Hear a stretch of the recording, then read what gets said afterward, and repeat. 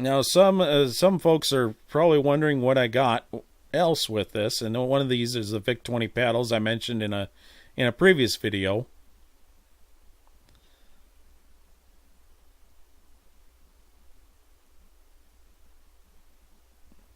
Oh.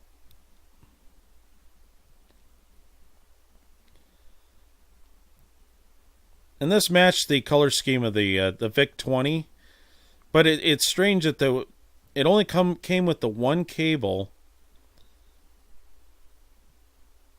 But it almost seems like I'm missing a piece. I'm gonna have to check that out later. It's possible that they plugged into in between the composite cable and everything, but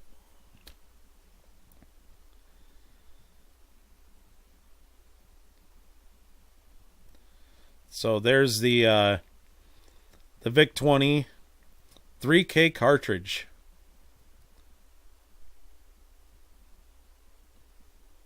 Adds 3K of user memory to the VIC to expand the total available memory to 6635 bytes. Pretty nondescript box. It's again, all of these games came in a box, which is just remarkable.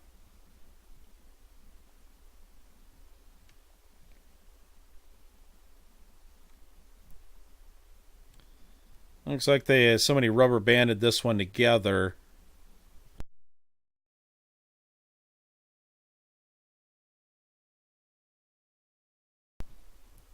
Cartridge is a little warped.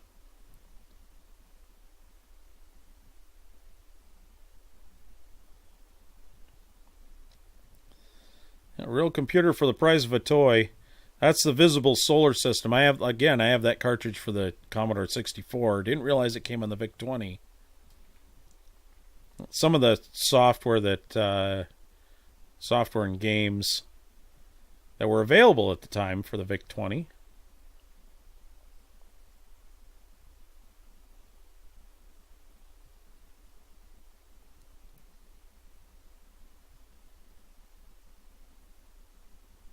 Self-teaching aids.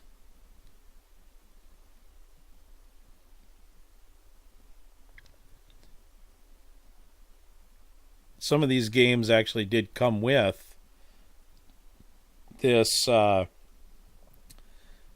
VIC-20 Commodore 64 that I got. Again, the paddles don't look anything like that. That's the newer style C2N tape drive. The printer is the 1520 printer, it's a 1525 printer that I did get.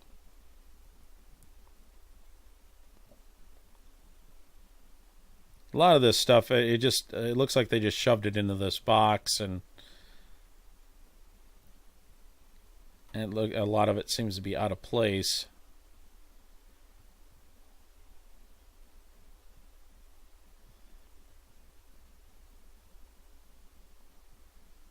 I see Jupiter Lander on there. It's looks exactly like the Commodore 64 version. And this is also out of place. This was for, should have been in the Gorf box, but this is kind of a manual for the game.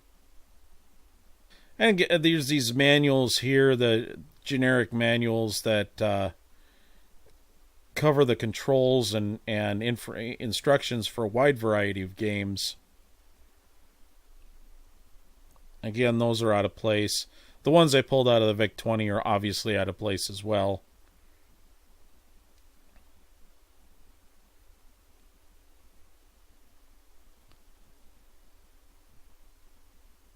It's Alien Blitz information. Looks like this is a photocopy.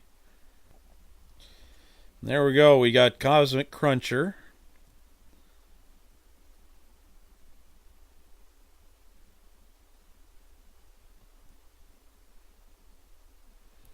And these cartridges are pretty nondescript.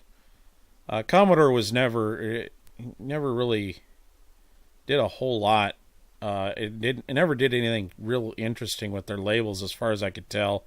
Even on uh, the Commodore 64 cartridges, it was pretty nondescript. And the Home Babysitter, and it looks like they got it on clearance for 50 cents at Target.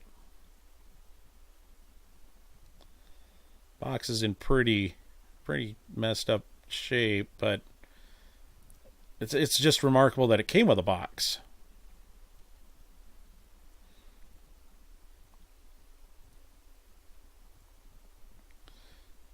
Looks like there's another page in there.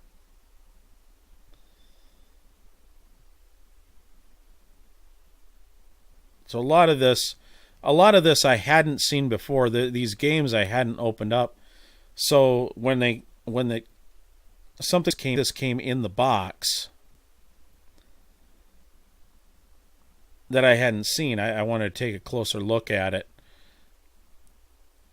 And that made me realize it. I think at this moment I realized that some of those generic instructions came with some of the other games, but they were out of the box.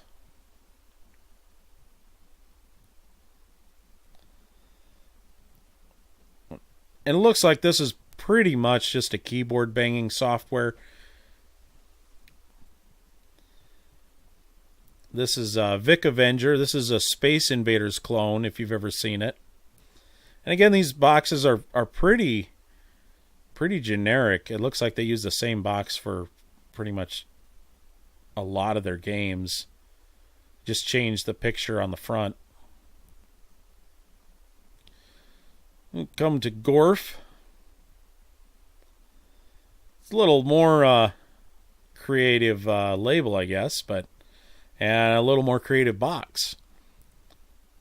Somebody in one of the Commodore forums on Facebook said they really enjoyed playing the game of Gorf. It's one of their favorite games. So we're going to put that in with the Gorf game.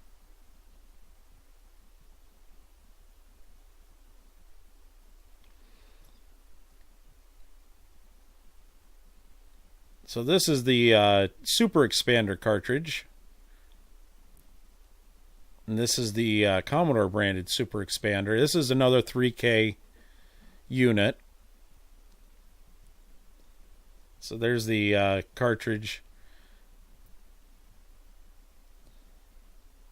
3K Super Expander. This actually has a full manual. See how that actually becomes the front of the box. And it's a decent sized manual. I think some of this documentation I may have to scan in and I'll have to scan it in and sort of preserve it somehow, because some of this documentation you don't see it very often, as if somebody else hasn't already done this.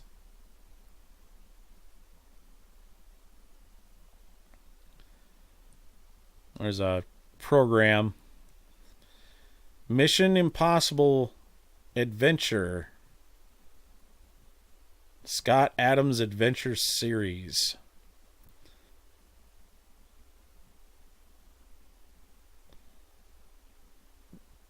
It's Mission Impossible. There is a booklet in there. It's even still got the cellophane on it, which is remarkable.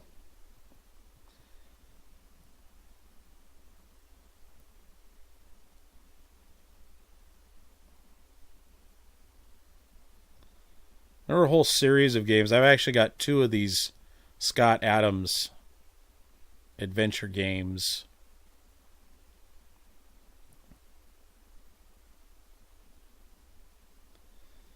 Looks like it was just a text-based adventure game, which is pretty common. It's just remarkable. Again, that all of this stuff came with it. Voodoo Castle. Another Scott Adams Adventure Series game.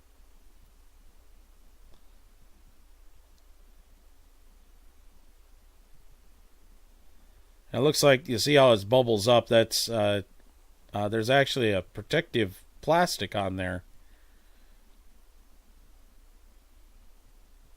There's the Adventure Games booklet.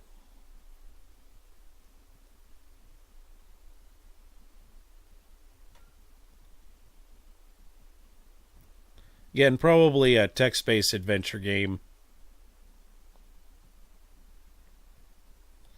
So here's Midnight Drive.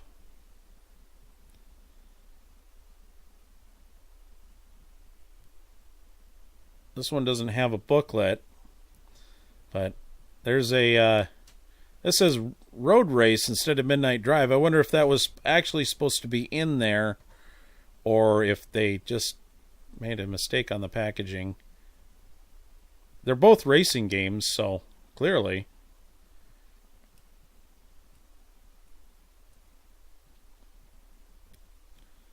There's a Mole Attack.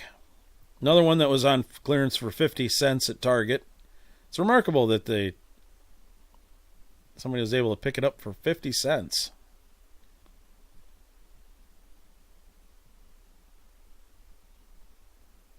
Looks like Target was desperate to get rid of some of these.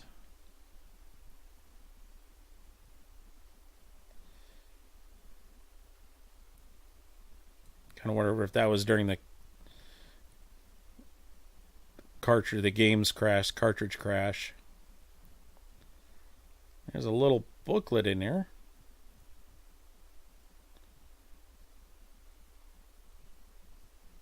And again, computer games on cartridge deal. And this is specific to the Mole Attack, though. This isn't the generic one.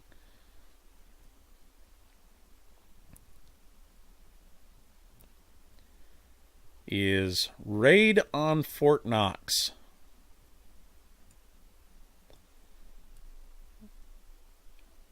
I didn't realize Fort Knox was patrolled by deadly panthers.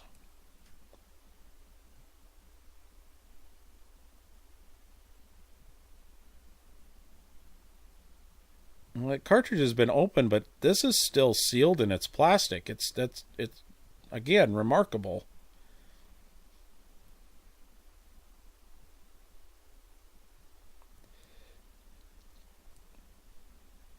And there's the instructions.